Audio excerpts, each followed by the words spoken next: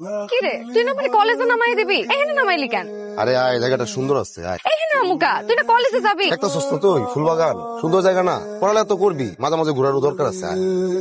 আরে আসোস কে? আয়, জায়গাটা সুন্দর না? এদিকে আয়। আয় আয়, দেখছোস কি সুন্দর ফুল ফুটছে, কি সুন্দর ফুলের বাগান। আমার মতো রোমান্টিক, আমার টাকা পয়সা হইলে এরকম ফুলের বাগান বানাবো। ফুলের বাগান আর ফুলের বাগান, বিস্তীর্ণ ফুলের বাগান। আর এই ফুলের বাগানের ভিতরে তোর হাত ধইরা একসাথে হাঁটবো। আমার দেরি হয়ে যাইতেছে। তুই রাইখা দে, তুই পারবি না। বললাম না পারবি না।